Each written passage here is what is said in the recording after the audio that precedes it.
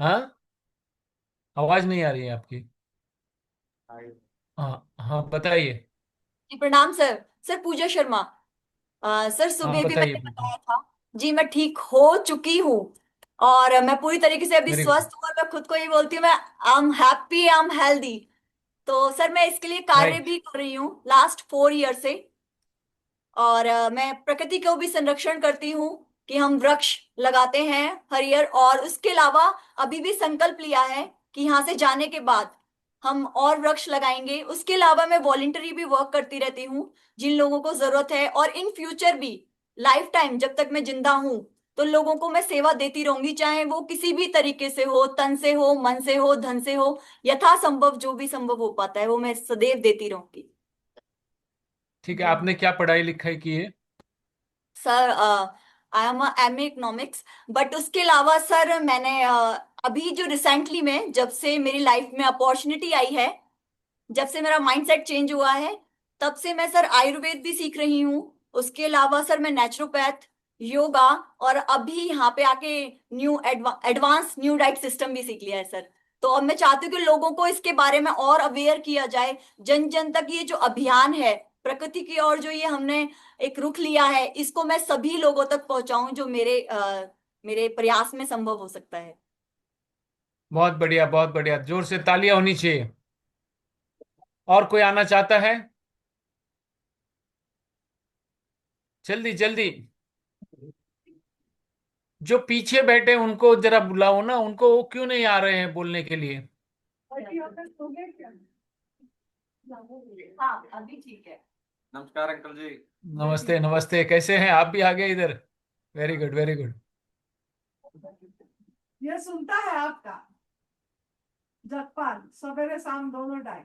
अभी शाम का भी सवेरे भी सुनता है। क्या करता है? आपका सभी क्लास सुनते हैं जगपाल ने। क्या किया है? बस समझ क्या नहीं किया पाया। जगपाल ने? आप किसी भी क्लास से देखते हैं? हाँ हाँ हाँ, ठीक है। और कोई आना चाहता है बताने के लिए? जब नहीं, छुट्टी अपनी तो इच्छा से आना चाहिए, कोई जबरदस्ती नहीं है। कह रहे जब हैं आप। अपनी इच्छा से आइए। जल्दी बदमाशी। जल्दी। सर मैं यहाँ से जो अवेयरनेस लेके जा रहा हूँ, जो अच्छा ही लेके जा रहा हूँ, वो जन जन तक पहुँचाने की पूरी कोशिश करूंगा। अपने कर्मों को भी, जो भी मेरे अंदर कमियां थी बचपन से अब तक मैंने कमी की, उनको बिल्कुल बाहर निकाल दूंगा मैं, जो है। और लोगों को भी इसके विषय में जागरूक करूंगा कि हमारे कर्मों के द्वारा, आहार के द्वारा और बुद्धि के सोचने के द्वारा जो जो जो दुर्विचार हमारे द्वारा समाज को दिए जाते हैं, या हम स्वयं दूसरों को गलत करते हैं, ईर्षा द्वेष जलन, इस सब से परे हट करके मैं अच्छा प्रकृति के लिए कुछ देने की पूरी पूरी कोशिश करूंगा अपने जीवन भर।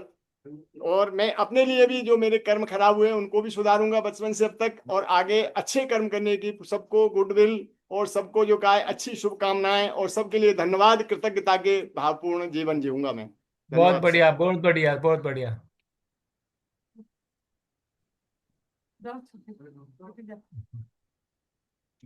वाह वाह वाह, हमारे एवर शाइनिंग स्टार। या बताइए न, बताइए। नमस्ते। मैं एनडीएस का नाम सबको बताऊंगी और सबको मोटिवेट करूंगी वीगन बनने में। बहुत और बढ़िया, बहुत बढ़िया। छोटी बच्ची है, बोलती है मैं सबको वीगन बनने के लिए बताऊंगी। वीगन का मतलब क्या बताओ, वीगन किसको कहते हैं? जो एनिमल प्रोडक्ट्स नहीं खाता है। बहुत बढ़िया, बहुत बढ़िया, एनिमल प्रोडक्ट्स नहीं खाते हैं। इसके कितने फायदे हैं आपको पता है? बहुत बहुत। सारे फायदे हैं, आगे प्रोग्राम में ये सब आएगा, बहुत डिटेल में आएगा, आपके काम आएगा। बराबर है। तो जोरदार तालियां होनी चाहिए इस छोटी बच्ची के लिए। तो छोटी ऐसे दिखने में है, बाकी सोच में तो बहुत बड़ी है तू। क्या बताओ। बड़े लोग भी ऐसा नहीं सोचते जैसे आप सोच रहे हो। Thank you, thank you.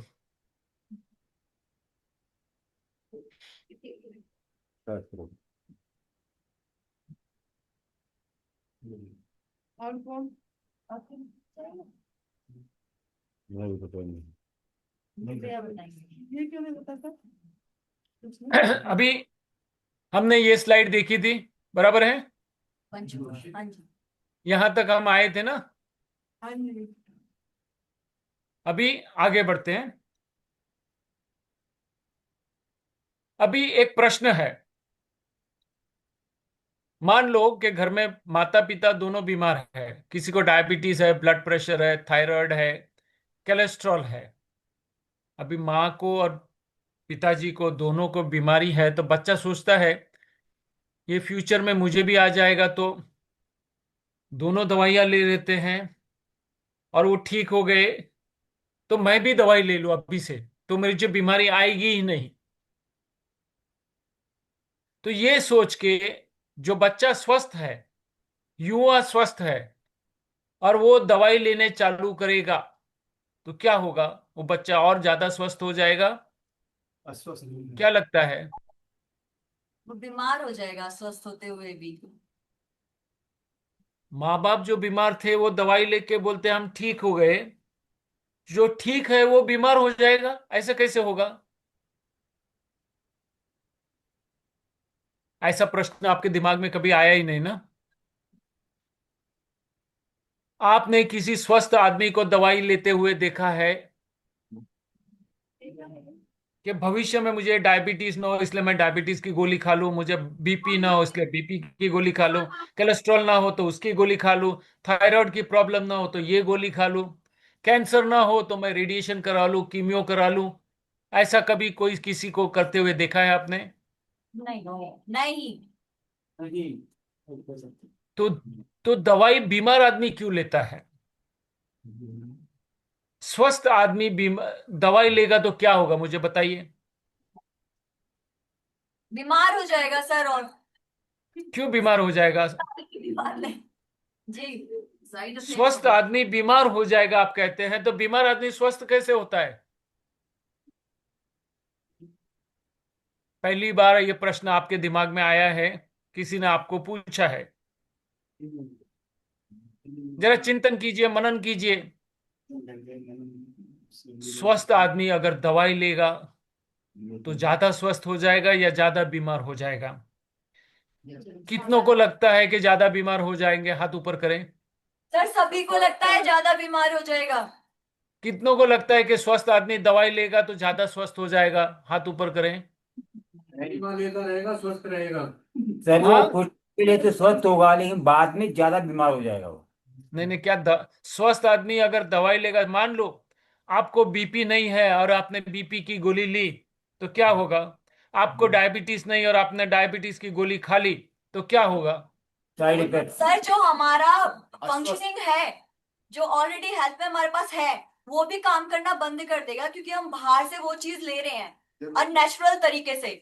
तो वो जो हमारा सिस्टम ऑलरेडी हमारी बॉडी में इंसुलिन बन रहा है, और हम बाहर से इंसुलिन लेने लग जाएं, तो हमारा जो बॉडी का सिस्टम है वो कंफ्यूज हो जाएगा, बल्कि वो क्या करेगा, हमें और ज्यादा बीमार कर देगा, अनहेल्दी कर देगा, क्योंकि जो ऑलरेडी नेचर द्वारा हमारी बॉडी में है, पर हम बाहर से अपने थॉट प्रोसेस के चलते उसको ले रहे हैं, तो डेफिनेटली उसके रिजल्ट होंगे वो नेगेटिव होंगे।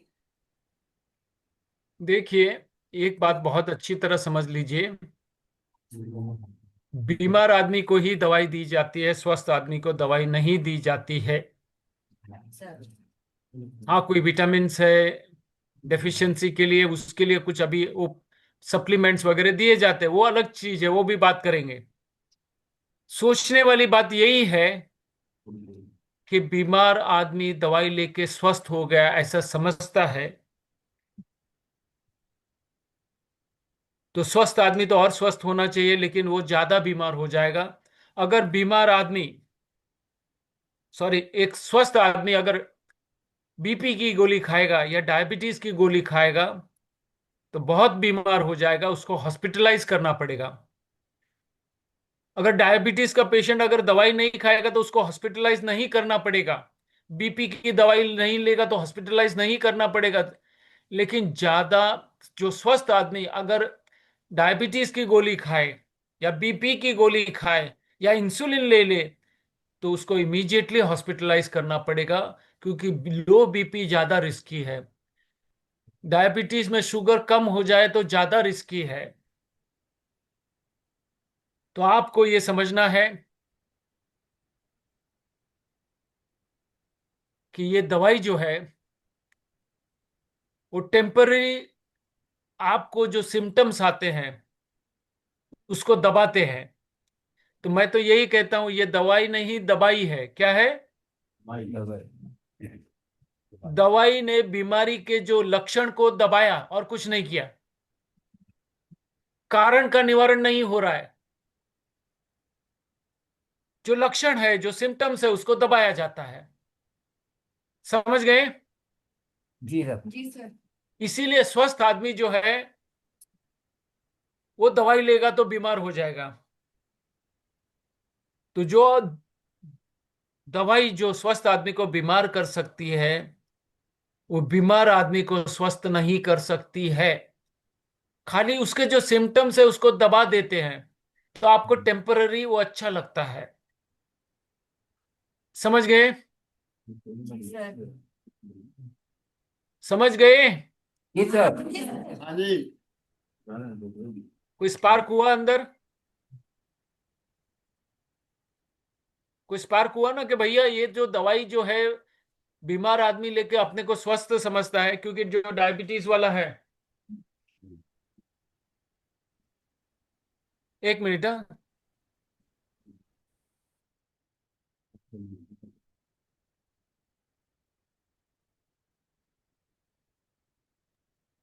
अभी देखो एक न्यूज आया, मैं आपको बताता हूं।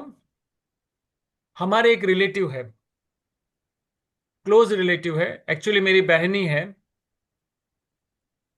उसकी तबीयत ठीक नहीं है और वो अपनी परंपरा के हिसाब से इलाज करवाते हैं। अब जब कुछ भी नहीं चल रहा तो हमने बोला उसको एनीमा देना चालू करो। तो एक बार एनीमा दिया, थोड़ा सा कचरा निकला। वापस एनीमा दिया तो पॉटी में ढेर सारा कचरा निकला। पहले करीब करीब बेहोश जैसे थे, अभी थोड़ा थोड़ा उनको अच्छा लगने लगा। तो मैं जो आपको बता रहा था कि पेट में भी कचरा है तो इतनी तकलीफ होती है, तो दिमाग में कचरा होगा तो कितनी तकलीफ होगी। तो यहां मैंने एनीमा का भी आपको सदुपयोग बता दिया कि एनीमा जो है पेट में जो कचरा है, आपकी बड़ी आंत का जो कचरा है, वो निकालता है। उसी तरह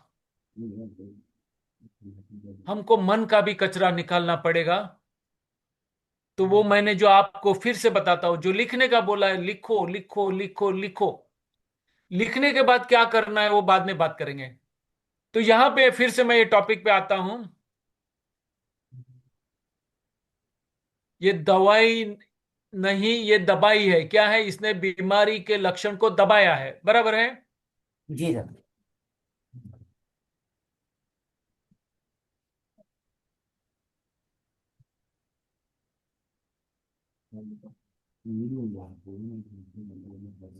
अभी हमारी दवाई में क्या क्या आता है? ज्यादातर हमारी दवाई में पेन किलर्स होते हैं, एंटीबायोटिक्स होते हैं, एंटीसाइड होते हैं, डिप्रेसेंट होते हैं, स्टिमुलेंट्स होते हैं, सप्लीमेंट्स होते हैं, विटामिन्स होते हैं और स्टेरॉइड्स होते हैं।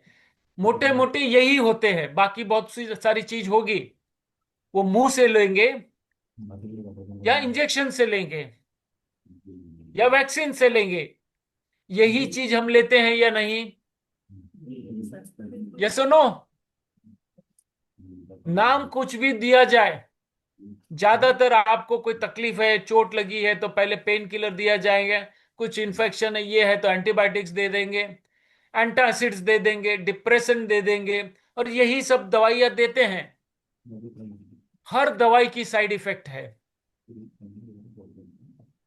इसलिए डॉक्टर कभी भी आपको एक दवाई नहीं देता है। एक दवाई को सब उसके साइड इफेक्ट के लिए दूसरी गोली देगा, फिर उसकी साइड इफेक्ट के लिए तीसरी गोली। मैं हमेशा आपको दो तीन चार गोली साथ में मिलती है। तो हर दवाई की साइड इफेक्ट है। आप गूगल में आप जो भी दवाइयां लेते हो, गूगल में उसकी साइड इफेक्ट देखिए, क्या क्या लिखा है साइड इफेक्ट में। आपके हिसाब से दवाइयों की साइड इफेक्ट क्या क्या होती है मुझे बताइए, अगर किसी को पता है तो बताइए। सर मल्टीपल साइड इफेक्ट है। मैं बॉडी में स्पेसिफिकली देखो, दो मोटे मोटे प्रॉब्लम होते हैं। एक कॉन्स्टिपेशन हो जाता है,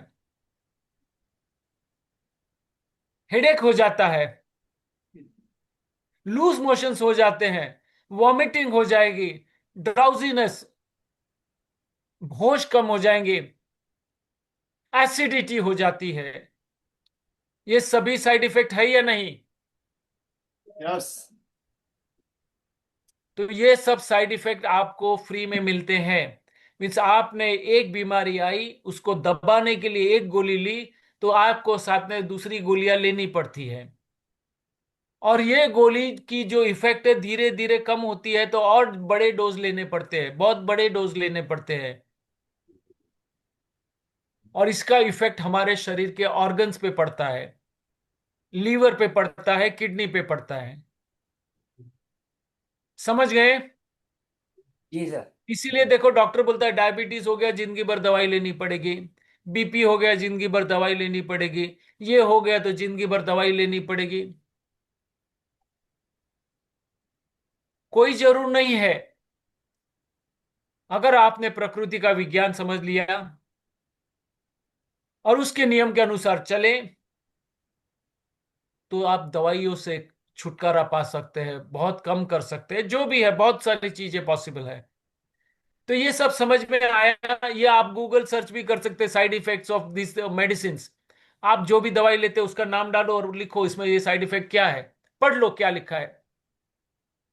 और यहां हम जो बता रहे हैं, बीमार आदमी तो स्वस्थ होगा, और स्वस्थ आदमी भी ये लेगा और ज्यादा स्वस्थ होगा।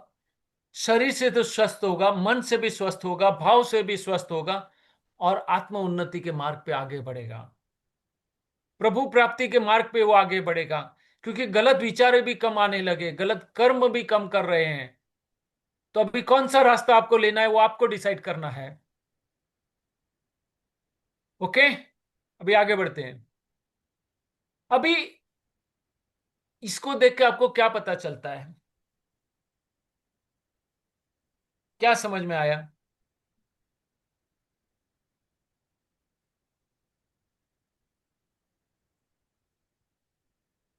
कोई बोल सकता है इसका मतलब क्या है?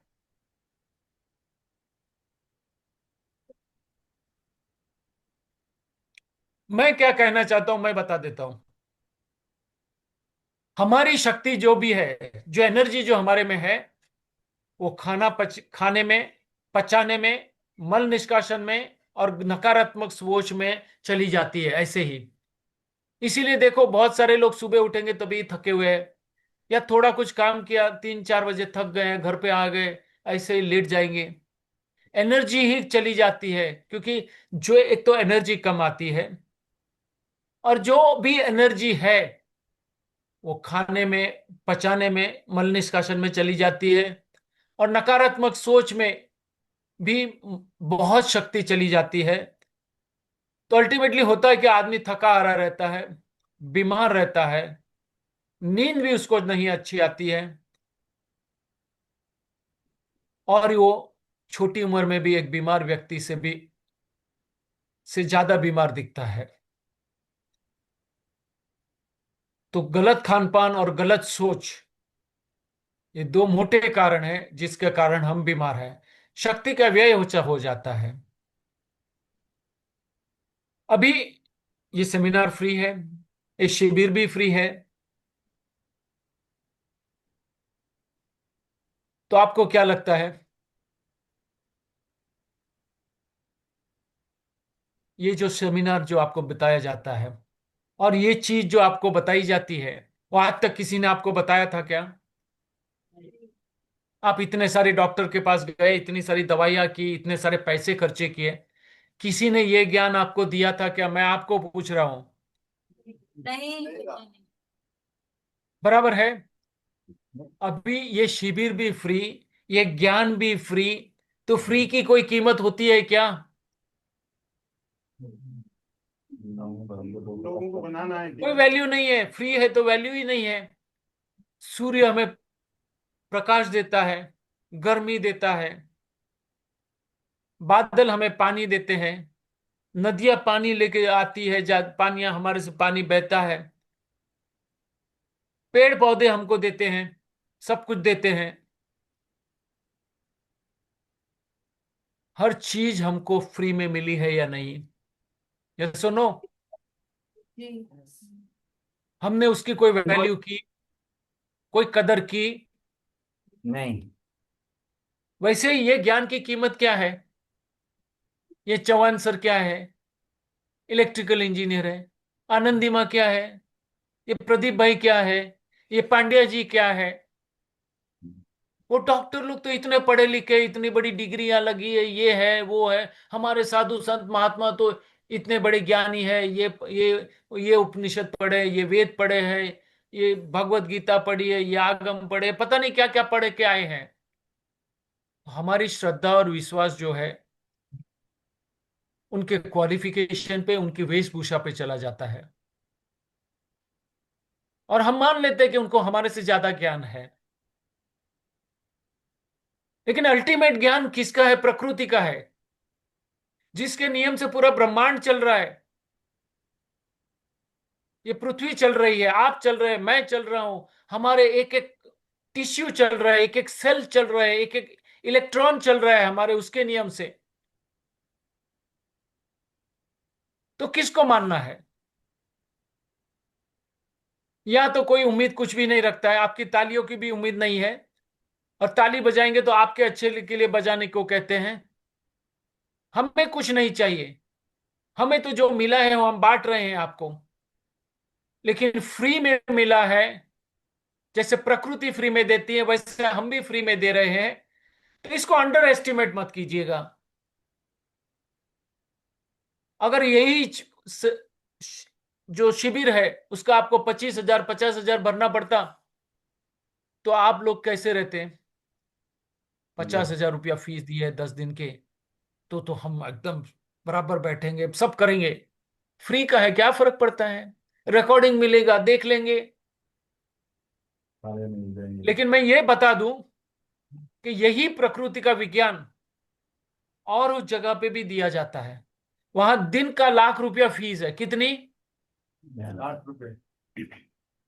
और यहां पे फ्री दिया जाता है। हम खाली आपको बोलते हैं तन मन धन से जो भी सेवा है वो कीजिएगा। तो ये प्रोग्राम को अंडर एस्टिमेट मत कीजिएगा। समझ रहे हैं? क्या समझ में आया? जी कि सर ये जी। विज्ञान जो हम आपको बांटा जाता है, ये अद्भुत विज्ञान दिया जाता है जो आज तक कोई भी बोलता नहीं है, और इतना सच बताता नहीं है, क्योंकि इतना सच बोलने की हिम्मत भी नहीं है, और इतना सच सुनने की हिम्मत भी नहीं है लोगों की। तो ना तो बोलने वाला है, ना तो सुनने वाले हैं। लेकिन संजोग की बात है कि हम बोलते हैं और आप सुनते हैं। लेकिन इसको भूल से भी अंडर एस्टिमेट मत कीजिएगा। समझ रहे हैं मैं क्या कहना चाहता हूं? कि फ्री मिला है तो फ्री की वैल्यू नहीं है। ऐसी बहुत जगह कहा जाता है फ्री की वैल्यू ही नहीं है। लेकिन जो चीज अनमोल है उसकी वैल्यू क्या लगाए? आप समझे ना समझे, हम तो जैसे हमारा काम करते जाएंगे। हाँ जी। सूरज जो है अपने टाइम से धूप देगा, रोशनी देगा, बादल अपना बरसात बहाएगा, पेड़ पौधे अपना देंगे, हर चीज अपने हिसाब से सब करेंगे। लेना ना लेना वो आपकी चॉइस है। लेंगे तो भला किसका है? किसका है? हम सबका कल्याण के लिए। बराबर है। तो सीरियसली जुड़े रहिएगा। अभी हमको क्या चाहिए? बीमारियों से छुटकारा चाहिए या क्षणिक रिलीफ चाहिए? क्या चाहिए? परमानेंट इलाज चाहिए या टेम्पररी इलाज चाहिए? परमानेंट। बराबर है। तो परमानेंट इलाज चाहिए तो प्रकृति की शरण में जाना पड़ेगा। समझ गए? जी अभी यहां पे देखो क्या दिख रहा है। सस्ता सौदा सबको चाहिए। प्रदीप भाई, आप खान पान की बात करते हो, आचार विचार चेंज करने की बात करते हो, वो सब डिफिकल्ट है, हमारे से होने वाला नहीं है। हमको तो क्या है, 2 गोली खाई हो गया, हम तो फिर खा पी के मजा करेंगे। काय के लिए आए हैं? तो मजा करने के आए हैं तो मजा करो ना, बात का बाद में देखा जाएगा। सस्ता सौदा ढूंढते हैं, इसलिए देखिए सभी हॉस्पिटल्स है, वहां भीड़ लगी है। और यहाँ पे प्रकृति का विज्ञान सिखाया जाता है, जो खुद पे करना पड़ता है। वहां गिने चुने आदमी लोग आ रहे हैं। शायद यहां भी फी लगाई होती तो पता नहीं कितने लोग आते।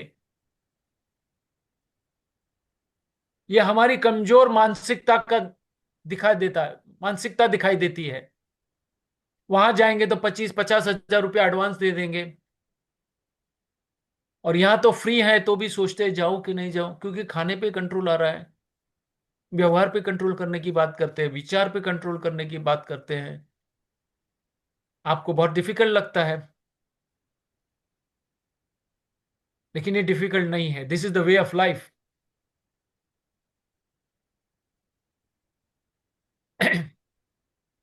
दवाई ने बीमारी को दबाई है। क्या किया है? मेरे साथ बोलेंगे, दवाई ने तो भाई बीमारी को दबाई है। बोलिए, दवाई ने। समझ गए? जी जी सर। छुटकारा नहीं दिलाया। अभी यहां पे जो है, हम क्या करेंगे? बीमार है तो आप हेल्दी बन जाएंगे, आप हेल्दी है तो सुपर हेल्दी बन जाएंगे। समझ गए? जी कितने लोग तैयार हैं हाँ जी। जल्दी है सुपर सर। हेल्दी बनने के लिए? जल्दी। हाँ, पर हेल्दी बनने लगे हैं। कितने लोग हैं और कितने लोग सुपर हेल्दी बनने को तैयार हैं? सभी पर करने को तैयार है। 40-50 जने। जितने हैं तो सभी। सभी तैयार हैं? जी सर। तो जोर से आवाज आना चाहिए, हम तैयार हैं। हम तैयार हैं। Very good. अभी देखो, स्वस्थ होने का एक लाइन में मैंने आंसर दे दिया है। आराम करना है। क्या करना है? किसको आराम देना है? शरीर को आराम देना है। हमारी डाइजेस्टिव सिस्टम को आराम देना है। डाइजेस्टिव सिस्टम कहां से शुरू होती है? मुंह से चालू होती है, और मल निष्कासन के मार्ग तक की पूरी सिस्टम क्या है? डाइजेस्टिव सिस्टम है। उसमें हमारी बड़ी आंत भी आ जाती है, छोटी आंत भी आ जाती है, पेट भी आ जाता है, और ये मार्ग में पूरा जो मार्ग है वो पूरा डाइजेस्टिव सिस्टम है। उसको आराम देना है। और तीसरा किसको आराम देना है? मन को आराम देना है। किसको देना है तीसरा? मन को। तो किसको किसको आराम देना है बताइए? मन को। शरीर को देना है, पाचन पाचन व्यवस्था को आराम देना है, और मन को आराम देना है। समझ गए? जी तो रात के सोते हैं तभी किसको आराम मिलता है? शरीर को मिलता है। शरीर को मिलता है। पेट को आराम कब मिलता है? शुद्ध खाना, शुद्ध आहार। और पेट को आराम कब मिलता है? शरीर को। रिपीट कीजिए क्या? बताइए बताइए जल्दी। वॉइस बरोबर नहीं आई हाँ? सर। हाँ, शरीर को हेलो, बताइए किसको पेट को आराम कैसे देंगे? कम खा के। लंघन क्रिया और लंघन क्रिया करेंगे सर। एनिमा करेंगे, करेंगे, एनिमा करेंगे। शुद्ध आहार लेंगे। अंकल जी चले गए। हाँ, बोलिए, पेट को आराम कैसे देंगे? सर लंघन क्रिया करके, एनिमा करके, उपवास करेंगे। बराबर है। करके तो अभी तो गुप्त नवरात्रि है ना, जी तो पेट को आराम देने का मौका है ना आपको। जी सर जी। सर मन को उपवास है कैसे आज। आराम? हाँ, उपवास रखा है यहाँ पे। हाँ, उसको लांगन ही कहेंगे। उपवास अलग चीज है, लांगन अलग चीज है। जी। अभी तो पेट को आराम दे रहे हैं। जब मन को और पेट को साथ में आराम देते हैं उसको उपवास कहते हैं। मन को भी। एक मिनट, जस्ट अ मिनट। मन से भी।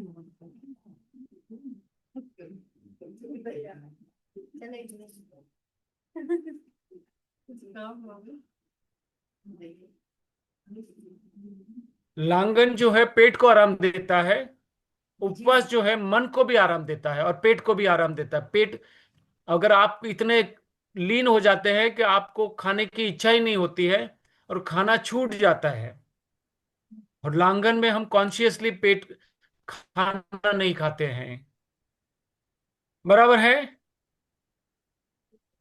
हाँ जी।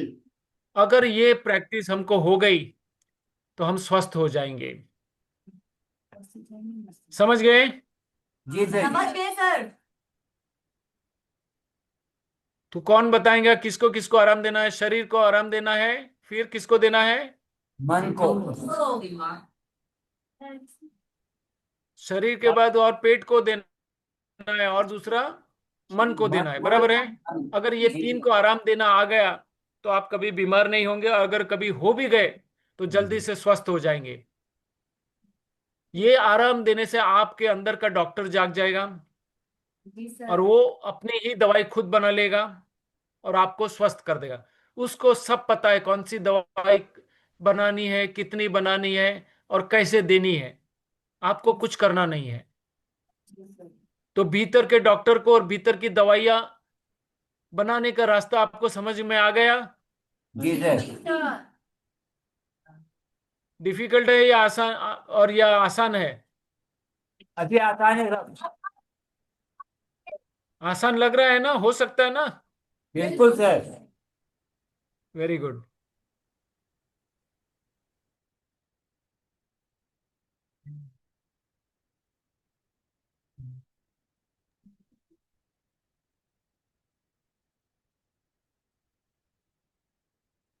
अभी हमारा जो मनुष्य का जो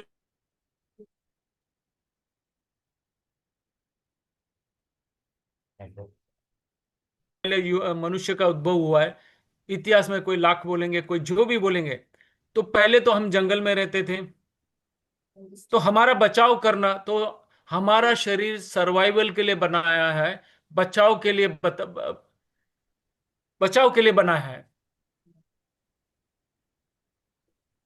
और हमेशा देखते रहते हैं, कोई टेंशन तो नहीं, कोई तकलीफ तो नहीं, कोई ये तो नहीं। और नकारात्मकता एक स्वाभाविक स्वभाव बन चुका है। अनिश्चितता वो एक्सेप्ट नहीं कर सकता है, और हर चीज को सही गलत, right wrong, black and white करके रखता है। और उसको जो है सही या गलत का जो है निर्णय लेने को पता नहीं है। उसको ऑटोमेटिक ट्रेनिंग नहीं है, ट्रेनिंग देनी पड़ती है।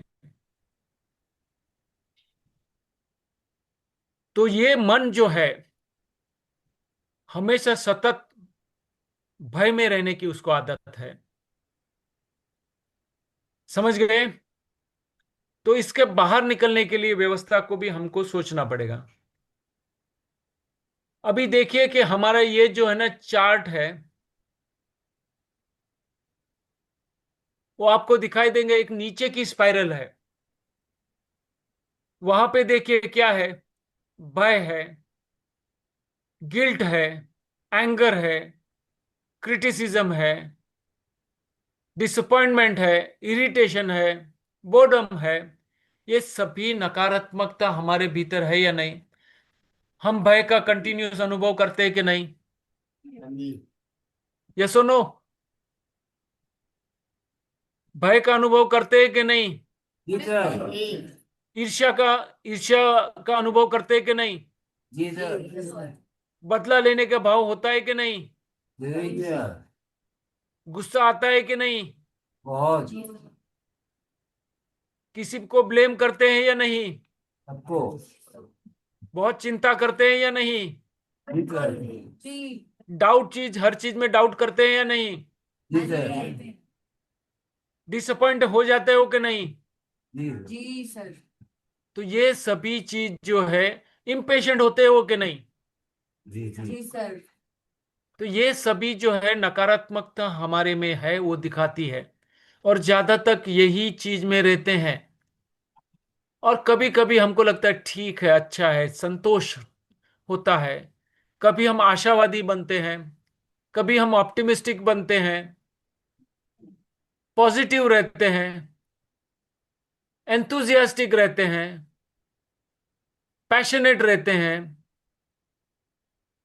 और फिर फ्रीडम का अनुभव करते हैं, अनकंडीशनल प्रेम का अनुभव करते हैं, अप्रिशिएशन कर सकते हैं। ये जो भाव हमारे में है वो हमको पॉजिटिव थिंग आगे ऊपर ले जाते हैं।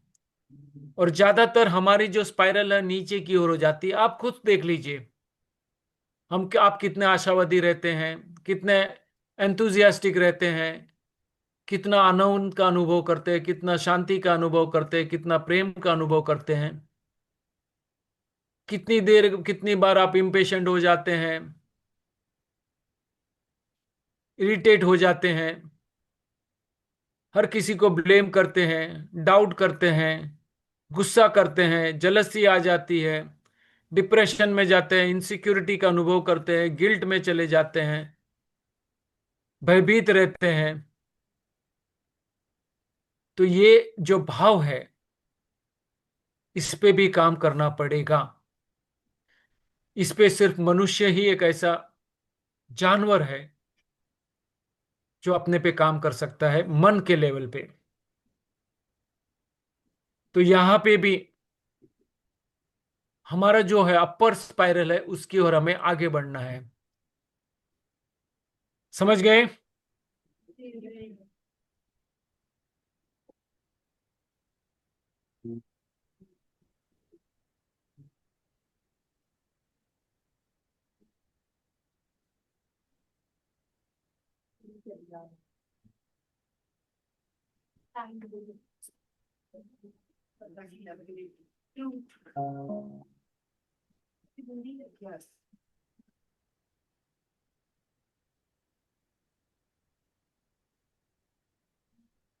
हो गया, फील हो गया, फील हो गया। क्या समझ में आया? जी, यस सर। क्या समझ में आया बताइए। टाइम के साथ हर चीज फील हो जाती है। एनी पास्ट नेगेटिव थॉट और नेगेटिव श्रद्धा और विश्वास है सब कुछ। तो कोई भी समस्या सॉल्व हो सकती है, कोई भी घाव ठीक हो सकता है। समझ गए? तो श्रद्धा और विश्वास जगाना बहुत जरूरी है। अभी ये इस स्लाइड से आप देख लीजिए, सोशल लेवल पे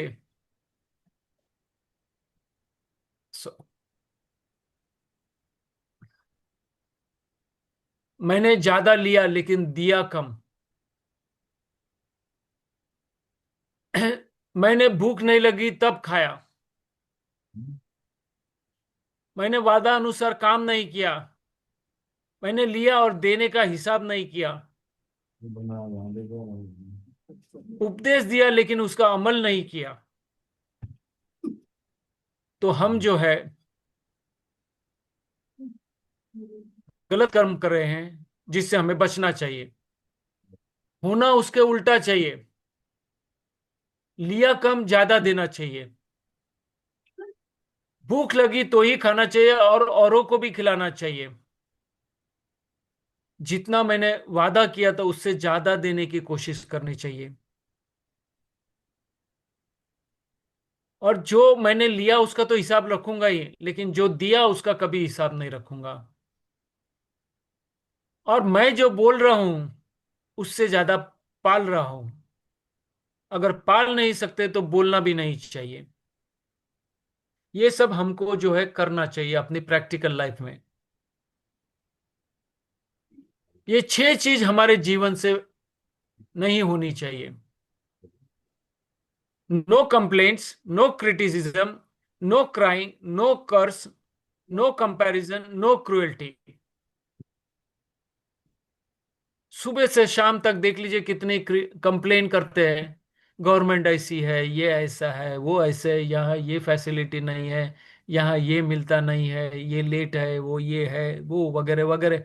गवर्नमेंट की कंप्लेंट करेंगे, सिस्टम की कंप्लेंट करेंगे, जो भी है क्रिटिसिज्म करते हैं। हर चीज पे रोना आ जाता है,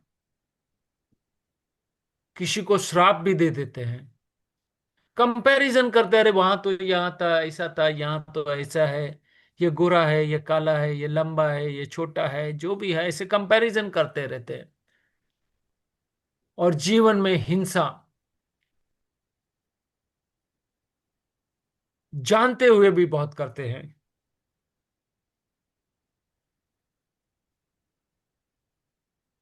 हर जीव को जीने का समान अधिकार है, जितना हमको अधिकार है उतना ही उनको है।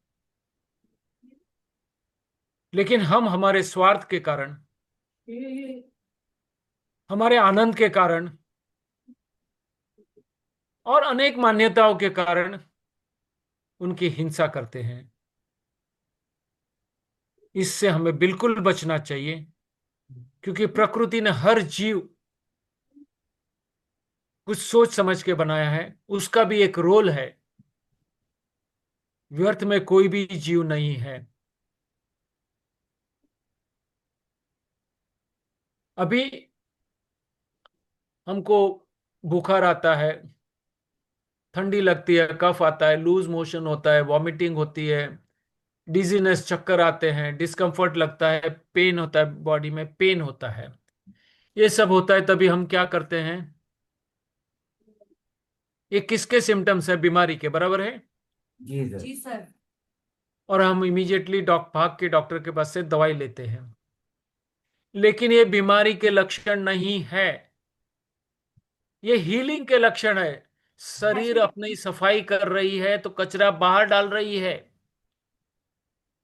ग- बुखार से भी वो कचरा निकाल रही है। अंदर बैक्टीरिया, वायरस है, उसको मारने के लिए शरीर अपना तापमान बढ़ा के उनको मारता है। सर्दी, खांसी, कफ जो है, वो भी कुछ अंदर कचरा पड़ा है, वो बाहर निकल रहा है। लूज मोशन में भी कचरा बाहर निकल रहा है, वॉमिट में भी कचरा बाहर निकल रहा है, आपको कुछ असुविधा होती है उसमें भी कचरा बाहर निकलता है, आपको कोई पेन होता है उसमें भी बॉडी हीलिंग मोड में है। ये सब चीज आपको समझना चाहिए। तो ये बीमारी के लक्षण नहीं है, ये हीलिंग के लक्षण है। आपको बस इस वक्त में शांत हो जाना चाहिए, रेस्ट में चला जाना चाहिए। शरीर को, मैंने जैसे पहले भी बताया था, शरीर को रेस्ट दो, डाइजेस्टिव सिस्टम को रेस्ट दो, और मन को रेस्ट दो। उसकी बजाय हम बेचैन हो जाते हैं, दवाई खा लेते हैं, डॉक्टर ने बोला है ये है, तो और भी बहुत सारी चीजें खा लेते हैं और मन को बेचैन कर देते हैं। तो जो प्रकृति के नियम के विरुद्ध जाते हैं, इसलिए बीमारियों से जल्दी हमारा छुटकारा भी नहीं होता है। अभी ये 4 तस्वीर हैं, उसमें से मुझे बताइए कौन स्वस्थ है। 1 नंबर वाली तस्वीर स्वस्थ है?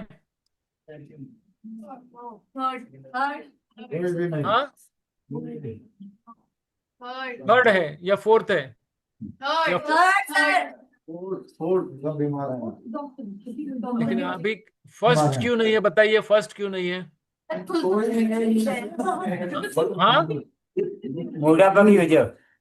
हाँ, अभी 2 नंबर, 3 नंबर और 4 नंबर जो है, उसमें 2 नंबर स्वस्थ क्यों नहीं है? सर वो स्टेरॉइड्स हाँ, बिल्डअप लग रही है बॉडी क्या? बॉडी को जरूरत से ज्यादा खाने को दे रखा है, स्टेरॉइड्स ले रखे हैं, एक्स्ट्रा मसल्स ले रखे हैं। मसल तो उसने एक्सरसाइज करके बढ़ाए हैं। लेकिन वो स्वस्थ है या नहीं, आपको कैसे पता चला? नहीं, खाली हवा उसमें क्या है? आपको कैसे पता चल गया हवा है? तो 2 नंबर और 3 नंबर में क्या है ऐसा आपको अच्छा लगा? उसमें ज्यादा हवा है। थर्ड पर्सन लीन है, फिट लग रहे हैं। जो सेकंड है और हैप्पी भी है सर, वो हैप्पी भी है। हैप्पी है। और जो ये देखिए, ऐसा है ना, अभी मैं आपको बोलूं कि मैं आपकी फोटो लेने वाला हूं, तो आप कैसे रहेंगे? स्माइल करेंगे कि नहीं? तो फर्स्ट है। देखिए, एक चीज है, 1 नंबर दिखता है, उसका पेट बाहर है, मोटापा दिखता है।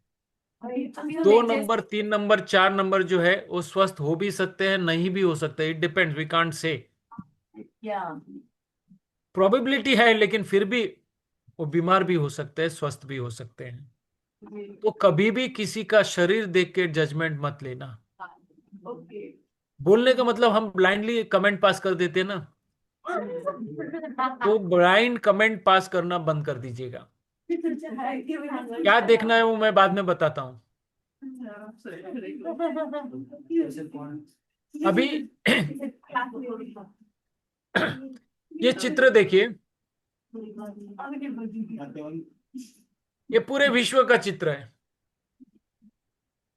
इसमें छोटा लड़का भी है, लड़की भी है, गोरा भी है, काला भी है, गरीब भी है, अमीर भी है, पढ़ा लिखा भी है, कोई साधु संत महात्मा मौलवी भी है, कोई डॉक्टर है, कोई इंजीनियर है, कोई साइंटिस्ट है, कोई अमेरिकन भी हो सकता है, कोई अफ्रीकन भी हो सकता है, कोई चाइनीज भी हो सकता है, कोई जापानीज भी हो सकता है, कोई वेजिटेरियन भी हो सकता है, कोई नॉन वेजिटेरियन भी हो सकता है, कोई जैन भी हो सकता है।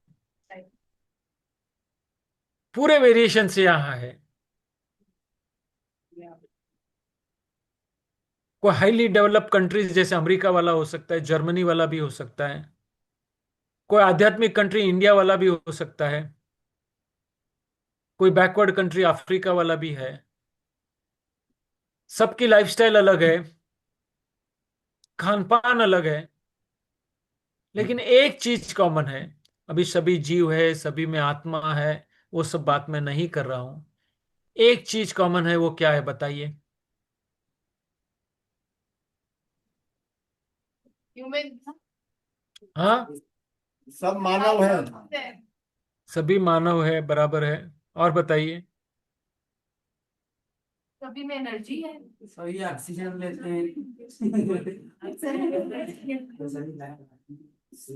सभी जीवित है सर। सब हेल्दी होना चाहते हैं। कुदरत का सबको एक जैसा सर, ये सभी खाना खाते हैं। सभी खाना खाते हैं, वो सब बराबर है। सबसे एडवांस कंट्री कौन सा? अमेरिका। अमेरिका, बराबर है। सबसे ज्यादा स्पिरिचुअल कंट्री कौन सी? इंडिया। अफ्रीका। सबसे बैकवर्ड कंट्री कौन सी? ऑस्ट्रेलिया। अफ- अफ्रीका, बराबर है, अफ्रीकन कंट्री। जी सर। या सबसे एडवांस कंट्री, सबसे ज्यादा स्पिरिचुअल कंट्री, सबसे बैकवर्ड कंट्री, सबसे मॉडर्न कंट्री, जो भी बोलो, सभी में एक चीज कॉमन है, सभी बीमार हैं।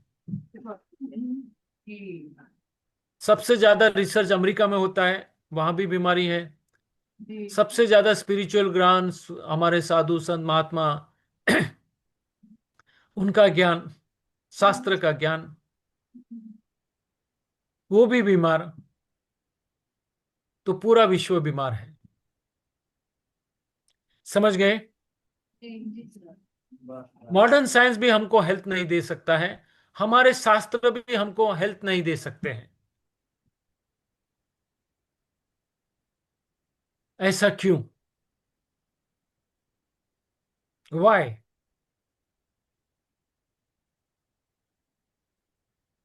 प्रश्न स्वास्थ्य हमको होना चाहिए कि जो साधु संत महात्मा मौलवी जो भी है, हमको जो है परलोक की बात करते हैं, गए जन्म की बात करते हैं, अगले जन्म की बात करते हैं, मोक्ष की बात करते हैं, निर्वाण की बात करते हैं, मुक्ति की बात करते हैं, वो भी बीमार।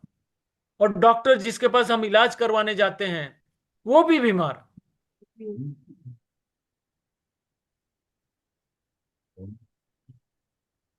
क्यों? क्योंकि ये सभी मनुष्य सर्जित व्यवस्था से पीड़ित है। उन्होंने मनुष्य का ज्ञान यूज किया है, प्रकृति की ओर उनकी नजर ही नहीं गई है। मैं ये नहीं कहता हूं कि शास्त्र गलत है, शास्त्रों का कमजोर अर्थ भी हो सकता है, विकृत अर्थ भी हो सकता है। मॉडर्न साइंस में भी बहुत अच्छी रिसर्च है, लेकिन अच्छी रिसर्च में से कोई कमाई नहीं हो रही है, इसलिए उसको कोई आगे लाता नहीं है। मैं आपको आगे बताऊंगा मॉडर्न रिसर्च में क्या हुआ है, वो भी बताऊंगा। क्योंकि हर किसी को पैसा कमाना है, ज्यादा से ज्यादा पैसा कमाना है। सही गलत से किसी को कोई लेना देना नहीं है।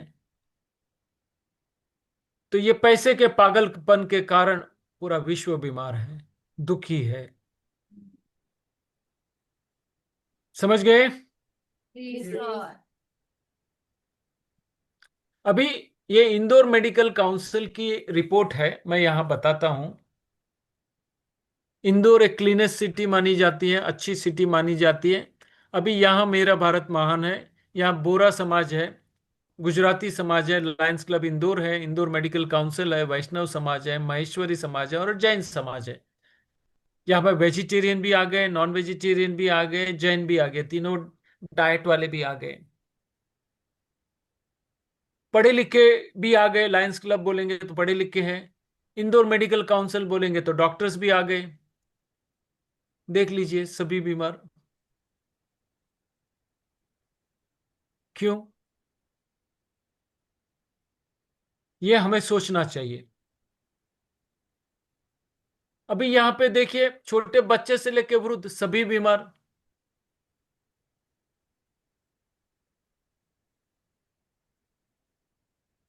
बीमारियां भी देख लीजिए, सभी को सभी प्रकार की बीमारियां हैं, प्रमाण में कम ज्यादा हो सकती है, लेकिन बीमारियां तो हर किसी में है। और बीमारियां same, diet change, lifestyle change, लेकिन बीमारियां एक समान क्यों? कोई कोर वेजिटेरियन है, कोई कोर नॉन वेजिटेरियन है, कोई अपनी अपनी थियरी से चल रहा है, लेकिन कुदरत को कुछ फर्क नहीं पड़ा। उन्होंने उन्होंने कुदरत ने तो सबको दंडित कर दिया है, बीमारियां सबको करीब करीब एक जैसी ही दी है। ये सोचने का विषय है, चिंतन का विषय है, आत्ममंथन का विषय है। अभी ये चित्र देखिए, सभी सेलिब्रिटीज है या नहीं? जी सर। आप सभी को पहचानते हैं? जी। तो शशि कपूर है, शशि कपूर के नीचे कौन है? ये जल्दी बताइए। प्राण। प्राण के नीचे कौन? राजेश खन्ना। राजेश खन्ना के बाजू में कौन? देवानंद। देवानंद। देवानंद। देवानंद के ऊपर कौन? विनोद खन्ना। विनोद खन्ना। विनोद खन्ना। विनोद खन्ना के ऊपर कौन?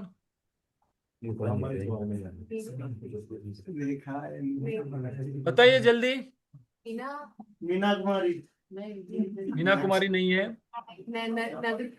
आशा। पॉलिटिशियन भी थी, पॉलिटिशियन भी थी, लता मंगेशकर। नहीं नहीं। पॉलिटिशियन भी थी और एक्टर भी थी। हेमा मालिनी।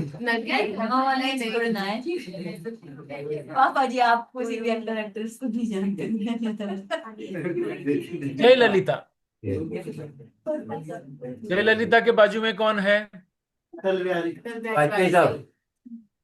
वाजपेयी जी के नीचे कौन है? राकेश झुनझुनवाला। राकेश झुनझुनवाला के नीचे कौन? मुकेश अंबानी। हाँ हाँ, धीरूभाई अंबानी। धीरूभाई अंबानी के बाजू में कौन?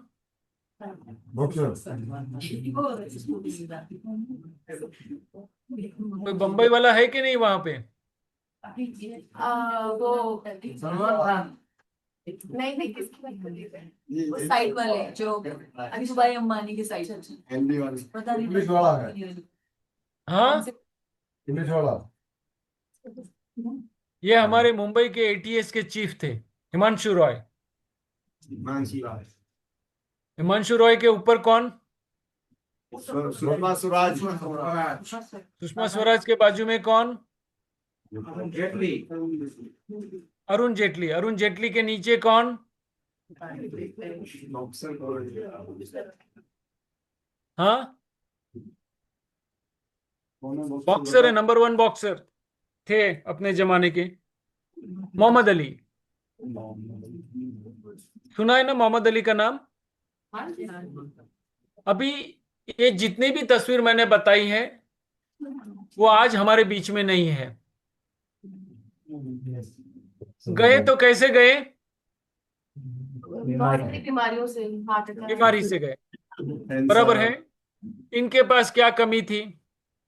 पैसे की कमी थी? नहीं, क्या कमी क्या थी उनके पास? धन था, दौलत था, पैसा था, रिसोर्सेस थे, जहां भी जाना चाहते थे वो जा सकते थे, अमेरिका जा सकते थे, जहां भी जाना था, साधु संत महात्मा जहां भी जाना चाह सकते थे वो जा सकते थे, जो भी करना चाहते वो कर सकते थे। यस और नो? जी सर। अभी राकेश झुनझुनवाला की कितनी प्रॉपर्टी, कितने की प्रॉपर्टी थी, आपको किसी को पता है?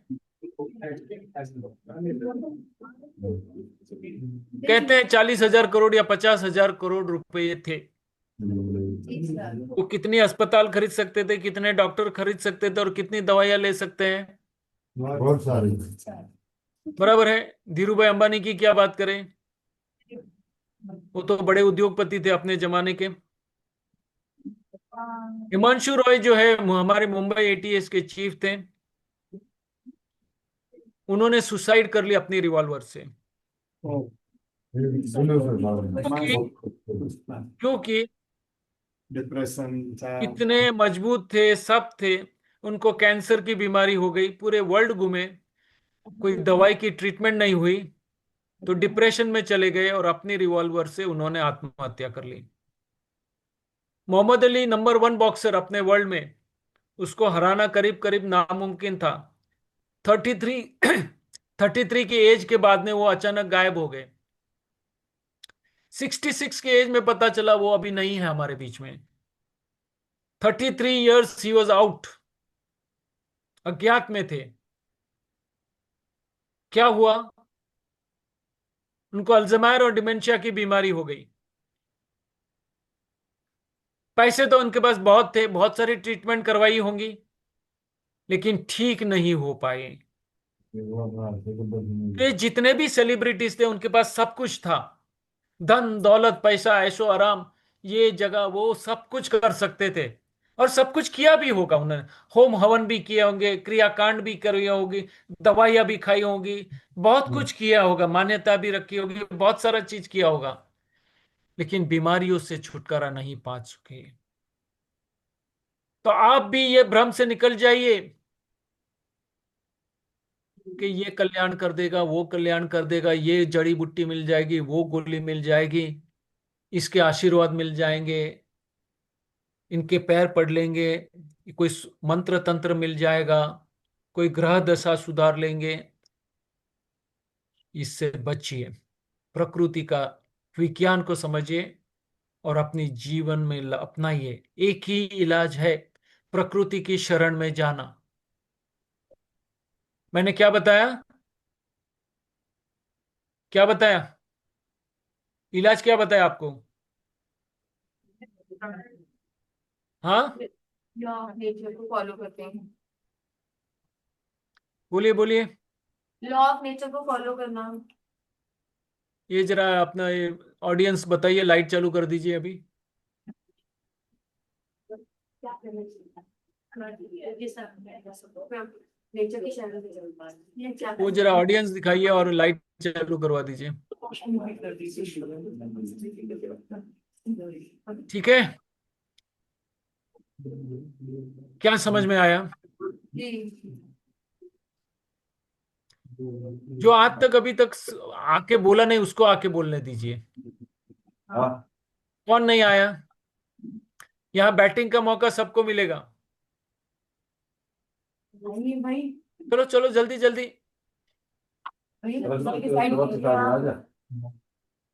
अरे बैटिंग का मौका सबको है, सबको आना पड़ेगा। शर्म मत करो, जो समझता है जो समझा वो बताइए। आपने जो सही समझा बस वो बता दीजिए, जो समझा वो ठीक है, सही गलत की चिंता मत करो। नहीं, आप मुझे नहीं गए, अब ठीक है। अभी भैया एक बार उधर की साइड भी कर देना, जाए नमस्ते सर। ऐसे भी कोई आए। नमस्ते। सर मेरा नाम भावना जोशी है। मैं राजस्थान से आई हूँ। सर मुझे यहाँ रह के 4-5 दिन हो गए हैं, पर मुझे एक चीज ये समझ में आई कि मैं जो पहले थी वो मैं यहाँ के भूल गई हूँ, अपने आप को मैं भूल भूल चुकी हूँ। मतलब मैं क्या क्या क्या थी वो मुझे बोल याद नहीं आ चुके हैं रहा है। आप? आप, हाँ, अपने आप को मैं याद नहीं कर आप, पा रही हूँ क्या थी। मेरे में नहीं एक नहीं, ये याद चेंज मीन्स हो क्या गया। परिवर्तन क्या आया वो बताइए ना, क्या परिवर्तन आया आप परिवर्तन में? ये आया सर कि जैसे हम लोग रूटीन वर्क करते हैं अपना, अपनी प्रेजेंट लाइफ में रहते हैं, जैसे अपन काम में वो रहते हैं, अपन इतना बिजी रहते हैं कि अपने लिए ध्यान नहीं दे पाते या परिवार के लिए ध्यान नहीं दे पाते। लेकिन सर यहाँ आके मुझे ये पता चला कि प्रकृति से जुड़ना कितना आसान है, जो हमें अभी तक समझ में ही नहीं आया था। कि यहाँ आके प्रकृति से जुड़े अपन, ईश्वर से जुड़े, अपने यूनिवर्स से जुड़े, जो मुझे ये फीलिंग आई कि मैं कुछ थी नहीं पहले। यहाँ आके मुझे मैं ये चेंज आया सर। लेकिन आपके आचरण में क्या फर्क आया अभी, आपकी सोच में क्या आ- परिवर्तन आया? सोच में सर मेरे जो नेगेटिव थॉट्स है वो मेरे 50% तो बिल्कुल खत्म हो चुके हैं अभी तक। और 50% पे मैं और काम कर रही हूँ जो मेरे अंदर नहीं आए। मैं अपने माइंड को डिटॉक्स करूँ, पर डे लिखती रहूँ, अपने नेगेटिव थॉट्स को निकालूं और अच्छे काम को अपने आचरण में लेके आऊँ और हमेशा बहुत मुस्कुरा। बढ़िया, बहुत बढ़िया, तालियां होनी चाहिए, बहुत बढ़िया, बहुत बढ़िया। थैंक यू, थैंक यू, बहुत धन्यवाद, धन्यवाद। और कौन आना चाहता है? देखो, अपने आप को कमजोर मत समझो। जो भी समझता आके बोल दीजिए, क्या तकलीफ हुई इनको, पहली बार आए ना। कितना बढ़िया बताया उन्होंने। चलो जल्दी।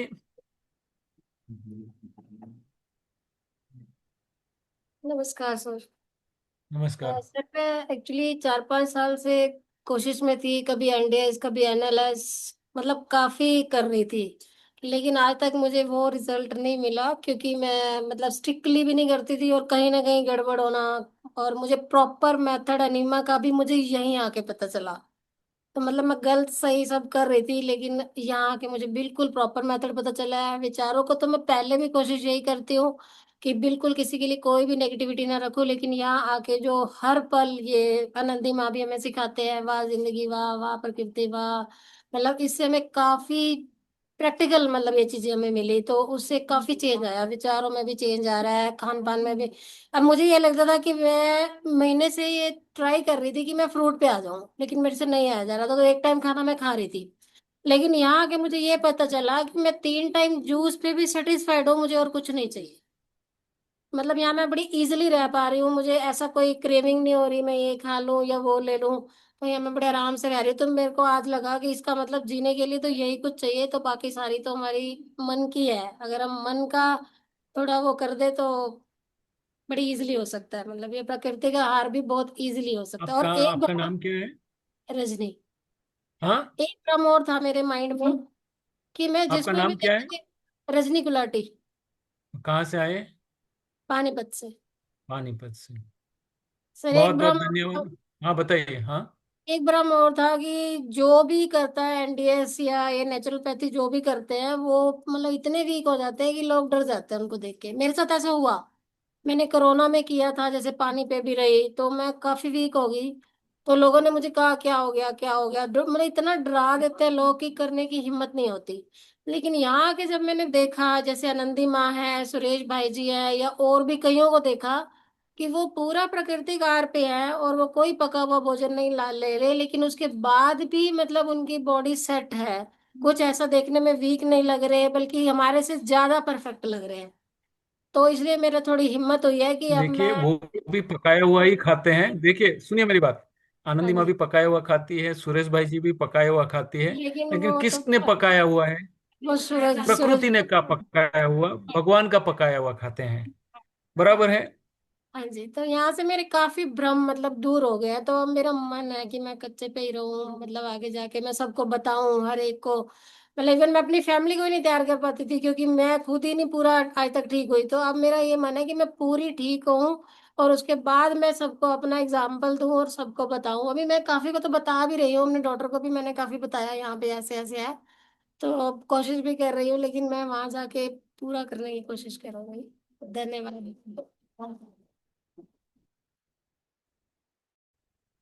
क्या हो गया, बंद हो गया कि क्या हुआ है? ठीक, ठीक है।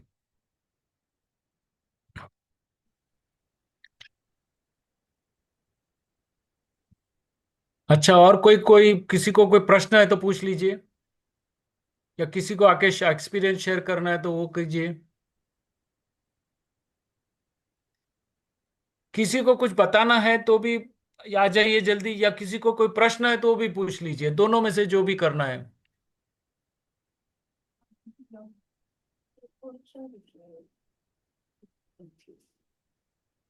सर एक क्वेश्चन भी है मेरा।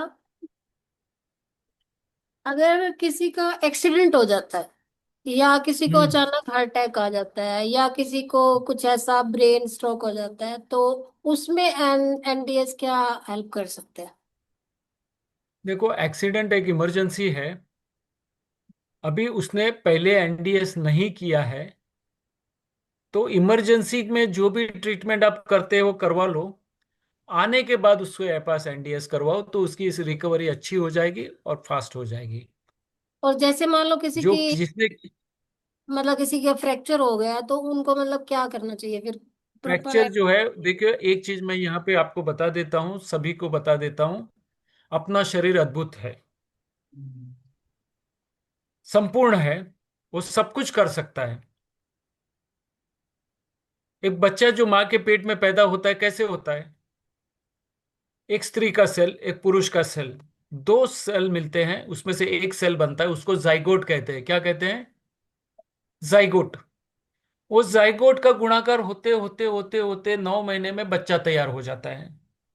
उसमें से उसके आंख बन जाते हैं, नाक बन जाते हैं, कान बन जाते हैं, जीभ बन जाती है, किडनी बन जाता है, लीवर बन जाता है, चमड़ी बन जाती है, बाल बन जाता है, हड्डियां बन जाती है, सब बन जाता है। बराबर है? माँ को कुछ पता चला? माँ नहीं को जी। कुछ पता नहीं। माँ तो वही खा रही थी जो पहले खा रही थी। हाँ जी। बराबर है? बच्चा बाहर आ गया, माँ तो वही खा रही थी, उसमें से दूध कुदरत ने बना दिया। बराबर है? फिर बच्चा बड़ा होते गया, बड़ा होते गए, दांत आते गए, और वो अपनी वृद्धि होती गई, होती गई, होती गई। आज उसकी ये उम्र है, 20 साल, 30 साल, 40 साल, 50, 60, 70, 80 साल हो गए। हम्म। अपने आप से उसका विकास हुआ। बराबर है? आप यहाँ खाते हैं, जीभ के नीचे क्या होता है आपको पता है? कुछ पता नहीं ना। सब अपने आप से होता है ना। अभी मान लो आपका एक्सीडेंट हो गया, चमड़ी फट गई, खून निकल गया और हड्डी टूट गई। बराबर है? हड्डी टूट गई तो आप हार्ड वैद्य के पास जाएगा या तो ऑर्थोपेडिक सर्जन के पास जाएंगे। वो ज्यादा में ज्यादा क्या कर सकता है? प्लास्टर लगा देगा और आपको पेन किलर देगा। बराबर है? मेन तो काम है उसको रेस्ट देने का। क्या देना है? तो प्लास्टर से हड्डियों को रेस्ट मिल गया, अभी हिलने वाली नहीं है। बराबर है?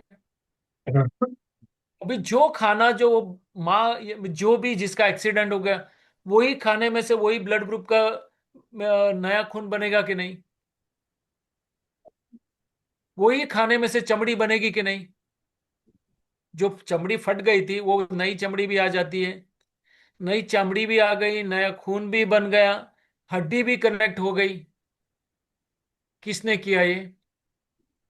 कुदरत ने, नेचर ने, प्रकृति ने। वो प्रकृति को पता है। मैंने जैसे बार बार मैं बता रहा हूं, आपके अंदर एक डॉक्टर है, खाली उसको जागना है। आपके अंदर ही दवा खाना है, दोनों अंदर है। इतना अद्भुत शरीर है। मैंने सुबह भी बताया था आपको, इसके अंदर कितने ट्रिलियन सेल्स हैं, कितने न्यूरॉन्स हैं, कितने गट माइक्रोबायोम है, सब बताया था मैंने, कितनी नस नाड़ियां है, सब बताई थी। ये हाँ जी। अद्भुत व्यवस्था है।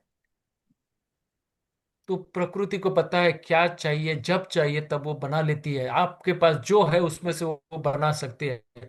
अद्भुत केमिकल की फैक्ट्री है हमारे भीतर। तो ज्यादा सोचना नहीं है ये खाओ वो खाओ मत खाओ, जो मिला वो खा लो। उसमें से उसको जो चाहिए वो बना लेगी। समझ मीन गए? हाँ जी, हाँ जी सर, एक बात और पूछनी थी कि कैटरेक्ट में भी मतलब एनडीएस से कैटरेक्ट भी ठीक हो जाएगा? हो सकता है। क्योंकि हो मेरी सकता है। 1 लाख का ऑपरेशन कैटरेक्ट डिले हुआ। भी हो सकता है। अच्छा। देखिए, श्रद्धा और विश्वास के साथ कीजिए, जितना होगा उतना अच्छा है। हाँ करते जी। जाइएगा। हो सकता है कि आपका कैटरेक्ट ऑपरेशन, अभी समझो आपकी उम्र 50 साल है, 50 साल हम्म। की बजाय 60 75 साल के साथ की उम्र में भी हो सकता है। डिले तो हो सकता है, निकल भी सकता है। It all depends on individual to individual. वही क्योंकि है कि मनुष्य का शरीर एक कॉम्प्लेक्स है। खान पान अपनी जगह पे है, तप सेवा और सिमरन 3 मार्ग है ना। हम्म। तब तो सेवा सेवा। और सिमरन में हमारा क्या है? कुछ भी नहीं। तो तीनों मार्ग पे चलेंगे तो बहुत कुछ हो सकता है। तो जैसे जैसे आप पकते जाएंगे, श्रद्धा और विश्वास बढ़ता जाएगा, वैसे वैसे आपको देखना है। थैंक यू सर, ठीक है। थैंक और किसी का प्रश्न?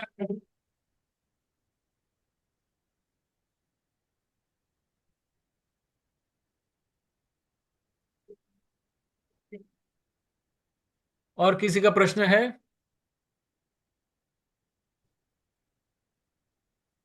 किसी को कुछ बताना है, कुछ शेयर करना है?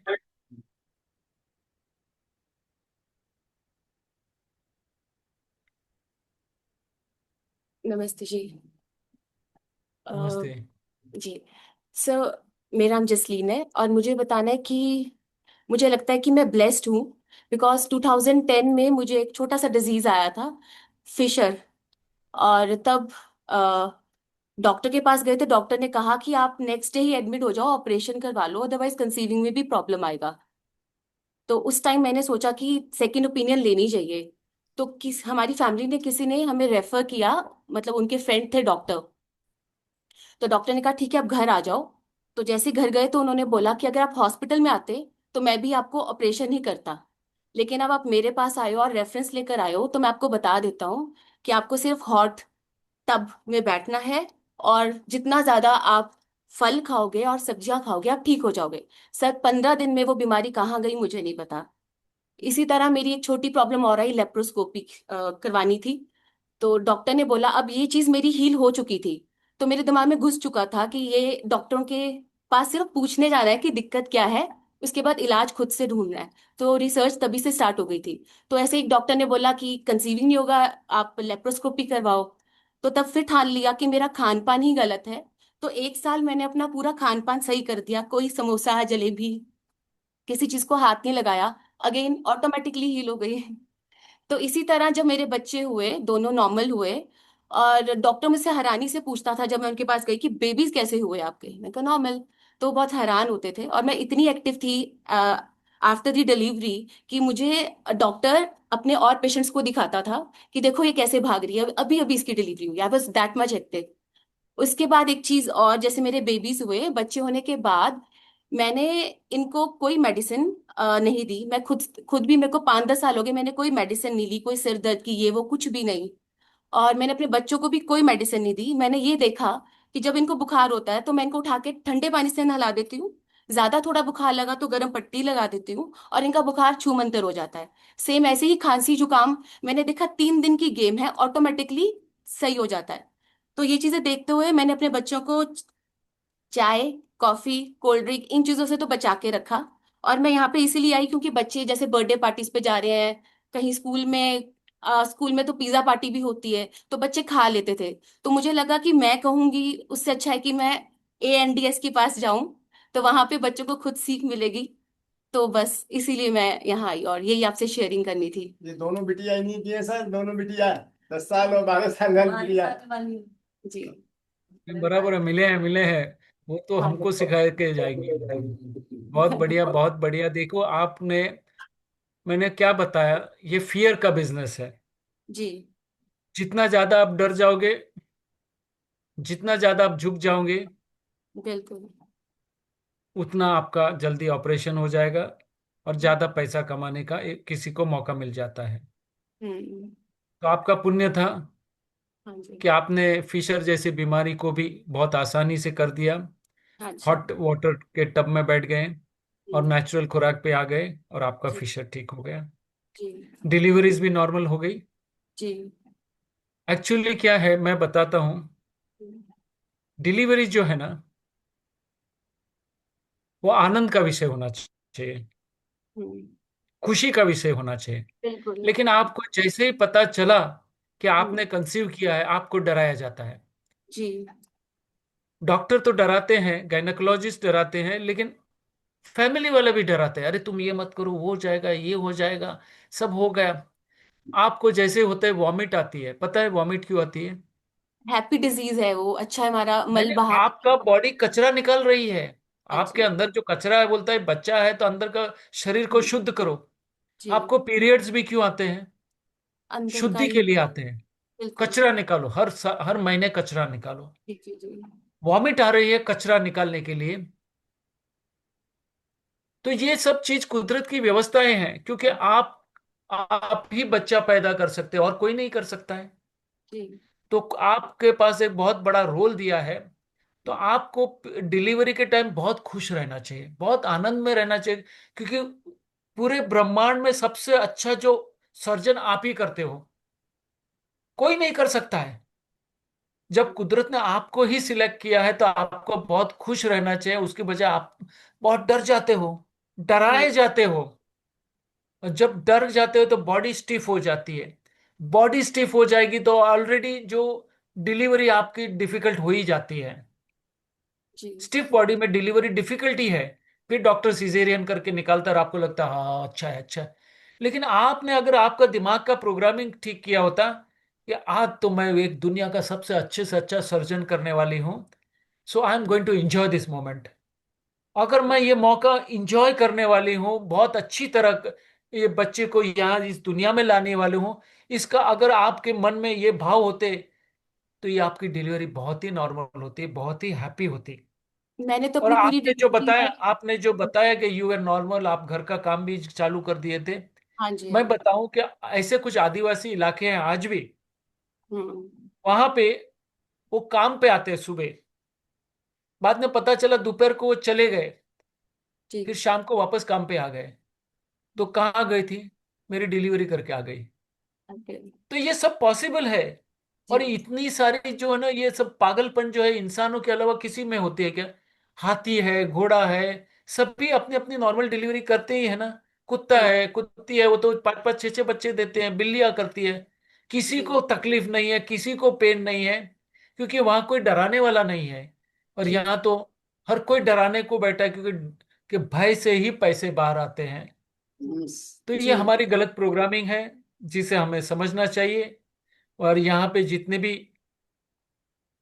लेडीज बैठी है, उनको मुझे बताना है कि ये शक्ति आपको कुदरत ने दी है, तो अपने आप को शुद्ध रखिए।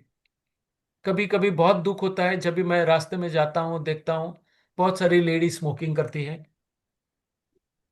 कहीं पे जाके वो शराब पीती है, जंक फूड खाती है, और पता नहीं क्या क्या गलत काम करते हैं in the name of freedom, जी जेंडर इक्वालिटी के नाम से करते हैं। लेकिन आपको जो ये गुण दिए हैं एक बच्चा पैदा करने का, तो वहां आपका ध्यान ही नहीं है। मैं क्यों बच्चा पैदा करूं? अरे भैया, ऊपर वाले ने बनाया है कि हम्म। आपको ही बनाया, तो आपको ही करना पड़ेगा। तो ये सब चीज समझनी चाहिए। कुदरत के कानून तोड़ने की व्यवस्था नहीं होनी चाहिए। और यहां पे भी मैं और एक चीज आपको बता देता हूं। आज हर कोई स्त्री पढ़ी लिखी है, अच्छी बात है, काम पे जाती है, वो भी अच्छी बात है। लेकिन बच्चे संभालना वो सबसे बड़ा डिफिकल्ट काम है। बिल्कुल बिल्कुल। बच्चे का करियर बनाना आपके हाथ में है। हम्म, पति काम पे चला गया, आप भी काम पे चले गए, तो बच्चे किसके सहारे हैं? हम्म, काम वाली के सहारे? क्या संस्कार लेके जाएंगे? उनका कोई गलत का शोषण नहीं हो सकता? बिल्कुल वो भी अकेले बैठ के कुछ गलत कर सकते हैं। बिल्कुल। हाँ वो जी। भी भयभीत हो सकते हैं। वो भी चिंताग्रस्त हो सकते हैं। तो कहीं ना कहीं ये मॉडर्नाइजेशन की होड़ में ऊपर वाले ने जो आपको बड़ी जिम्मेदारी दी है, उससे हटो मत। जी उसको निभाना बहुत डिफिकल्ट है, सबसे ज्यादा डिफिकल्ट है। तो मॉडर्नाइजेशन का पागलपन भी मत रखिए। और आज की डेट में फर्टिलिटी बहुत डाउन हो रही है। बड़ी मुसीबत से एक बच्चा पैदा होता है। अभी पहले तो माँ बाप थे, दादा दादी भी थे, अड़ोसी पड़ोसी भी थे, चाचा गांव में रहते थे, तो जॉइंट फैमिली थी, तो सब कोई ना कोई संभाल लेता था। आज तो एक छोटी फैमिली, जी हस्बैंड वाइफ और एक बच्चा। हस्बैंड भी काम पे जाएगा, वाइफ भी काम पे जाएगा, एक बच्चा अकेला आपने छोड़ दिया है। क्या हालत होगी उसकी? क्या इमोशन में रहेगा वो? क्या फ्यूचर दे रहे हैं उसको? भगवान के बाद अगर कोई है बच्चे के लिए तो वो माँ बाप है। और मेरा माँ जो बाप आप दोनों ही नहीं है, हाँ जी। तो इनका फ्यूचर क्या होगा? फिर फ्यूचर में जाके वो गलत काम करेंगे तो आप बोलेंगे तुमने तो हमारी इज्जत पानी में मिला दी, लेकिन आपने क्या किया था जब आपका मौका था, तभी आपने क्या किया था? तो ये भी समझने की जरूरत है। मेरे ख्याल से वक्त भी काफी लंबा हो चुका है। ठीक है, और किसी को बोलना है तो आ जाइए, नहीं तो फिर आज का प्रोग्राम यहीं पे अंत करते हैं। कल सुबह 7 बजे फिर से मिलेंगे। सर, आप जो एक बात बोल रहे थे ना कि आप अपनी कॉपी में लिखिए जो भी आपकी बैड थॉट्स है या कुछ गलत हुआ है ऐसा, मैं गलत इसलिए हुआ है या किया है, दोनों, हाँ। हाँ जी, हाँ जी। तो जैसे अभी आपने एक बात की कि पेरेंट्स के साथ बच्चों का जो कनेक्शन है वो बहुत इंपॉर्टेंट है, क्योंकि बच्चा अगर घर अकेला रह जाता है तो उसके मन में ये चीजें तो रह जाती हैं कि मेरे पेरेंट्स कहाँ थे, क्योंकि जो शेयरिंग पेरेंट्स के साथ हो सकती है वो कहीं और नहीं हो सकती। मेरा हम्म, बैड एक्सपीरियंस भी वही था जो मैं यहाँ के नहीं बोलना चाहती थी, because it was related with my parents only. मेरे नहीं, पेरेंट्स ने मुझे उतना टाइम नहीं दिया, तो शायद इसलिए मैं अपने बच्चों को कभी छोड़ती नहीं हूँ। मतलब एक ये भी ब्लेसिंग है कि मैंने वो अपने पेरेंट्स से वो चीज को उठाकर आगे लाइफ में नहीं रखा, मैंने उस बैड थॉट से, कन्वर्ट कर दिया। हाँ जी, वो कमी जो मैं महसूस करती थी मुझे लगता है मैं अपने बच्चों को महसूस नहीं होने दूंगी। तो ये भी एक लर्निंग ही थी। नहीं, तो देखिए क्या है, आप जो एक्सपीरियंस शेयर करेंगे तो औरों की हिम्मत आती है। और जब तक मेंटल डिटॉक्सिफिकेशन नहीं होगा, देखो कैंसर की बीमारी की ट्रीटमेंट हम कर रहे हैं, मन जी में बहुत घाव पड़े हैं, जी वो सर, अभी ये तक निकलते वैसे ही नहीं है। है, अभी भी है। हाँ जी। तो और की किसी की हिम्मत कैसे होगी? कोई एक आएगा तो दूसरे भी बोलते चलो मैं भी जाके बात करूं, तो हिम्मत करेगा। तो ये हिम्मत की बात है, अंतर शुद्धि की बात है। तो बहुत बहुत धन्यवाद। देखो आपकी आ गई बेटी, वो बहुत बड़ा काम करने वाली है, दोनों आपकी बेटियां जबरदस्त है। देखो आ गई, देखो उसको बोलेंगे तो वो भी शेयरिंग करेगी। सर, मैं ये शेयरिंग इसलिए नहीं करना चाहती थी कि ये रिकॉर्डिंग होगा और मैं अपने पेरेंट्स के बात कर रही हूँ, नहीं नहीं, इट्स क्योंकि ओके, सी दुख मुझे आज बेसिकली आई भी है। Agree, I agree, I agree. लेकिन ठीक है, अब जब भी बोल ही दिया है तो, और ये कितने माँ बाप की ओर जाएगा वो तो देखो, हाँ जी। कितने माँ बाप के लिए भी जा रहा है ना। जी कि आप सुबह चले चले आते हो, शाम को 6-7 बजे आते हो, बच्चे इतने घंटे क्या करते हैं? मोबाइल के सामने बैठेंगे, टीवी के सामने बैठेंगे, काम वाली के साथ में बैठेंगे। क्या भविष्य देके जाते हो? संस्कार नहीं बनेंगे। तो ये अवेयरनेस की कैंपेन है। अभी ये बच्चे अकेले बैठे, आप जंक फूड दे दोगे उसको खाने के लिए, क्योंकि आपके पास टाइम नहीं, उसको जंक फूड पसंद आता है। ले भाई तू ये खा ले, पिज्जा खा ले, पास्ता खा ले, ये खा ले, वो खा ले, बिस्किट खा ले, वो खा ले, वही खाएंगे ना। तो ये बच्चे को भविष्य नहीं दे पाते, और जिसके लिए आपका ये सर्जन हुआ है, कहीं ना कहीं ये पैसे की दौड़ में वो नष्ट हो जा रहा है। तो आपने भले ये शेयर किया है, लेकिन ये कितने जन तक पहुंचेगा, कितने लोग जाग जाएंगे?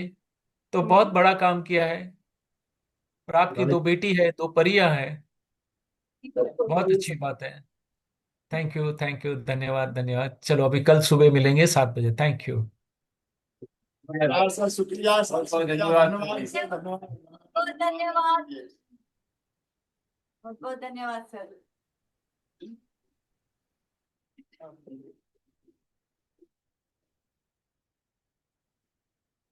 धन्यवाद।